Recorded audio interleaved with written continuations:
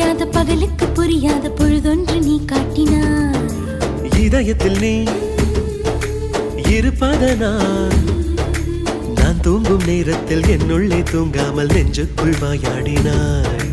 கண்ணாடி நீ கடிகாரம் நான் உன்னுள்ளே ஓடோடி வாழ்வே. காதல் எனும் கடுதாசி நீ என்றென்றும் அன்புடன் நான்